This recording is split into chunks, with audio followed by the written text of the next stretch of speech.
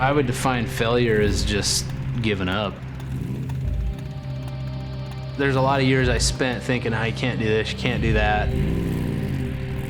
As long as I can build it and it looks rad and it functions the way it needs to, there's nothing stopping me.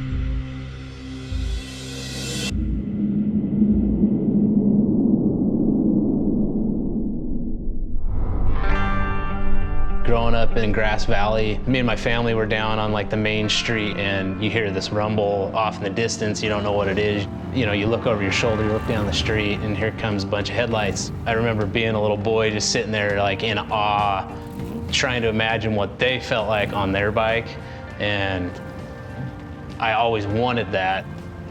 That is such a rad thing. Like those machines and the noise and the sound and how awesome that must feel. I still think of that stuff today.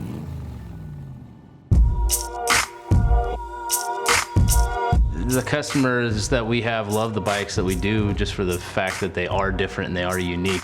And each bike has its own look that's different from the last. They know that's a Nash motorcycle.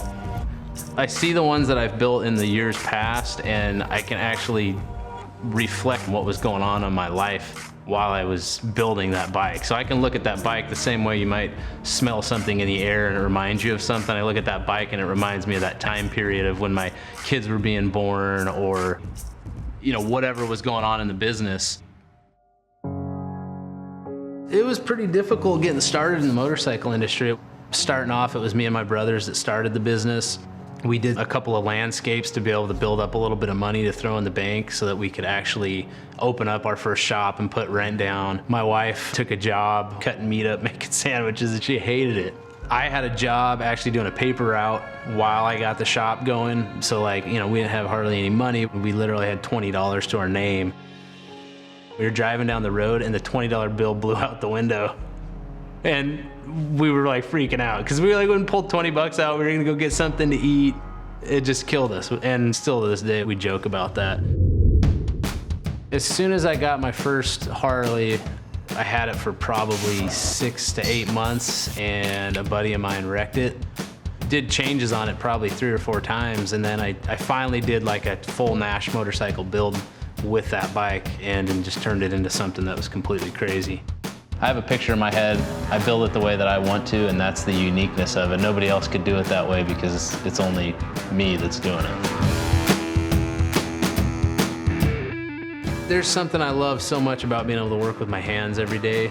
I always have this yearning to get back in the shop and just start grinding and start welding. I set my phones aside and I'm like, you know what, screw the business stuff. I'm gonna just go work on the bike because that's what it's all about, and that's what I love about this. I guess I started getting to the point where I let all the walls down in my mind of what I could do with motorcycles. It took me to the point where I wasn't intimidated anymore just to rip all the wiring out of the bike and start completely over again. I think that was a huge step in actually starting Nash Motorcycle Company. Once I made that decision, I knew I could go full on into it and not look back. I'm so proud of Tabor. And the reason why I'm so emotional is because it is like a turning point for us in our business lately. And it's just skyrocketed. And it came at a point where it was really hard and we were like ready to almost be done. We were like, we can't, we gotta, you know, we just knew that was what we were supposed to do, is just to keep going. When we first started and people would say, you know, it can't be done, you can't do it. And when I get that from people now, it's like, you know, big middle finger to them. Like, no, I'm gonna get this done, I'm gonna do it. I got 4 people that depend on me, and it makes me do whatever I can to make that happen. He always makes sure that we are taken care of and that we are his #1 priority. I think that says a lot, especially for a man in this day and age, to put their family first before anything else.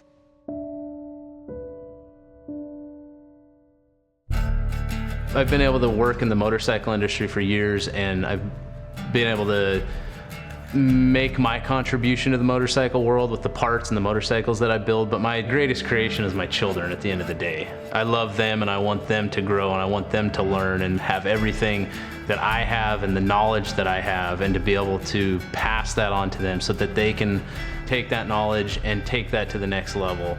And seeing them grow and learn the stuff from my example of just being around me and being able to come to the shop. I'm so excited to see where that goes in the future, and if I can hand that off to them, that is my ultimate goal.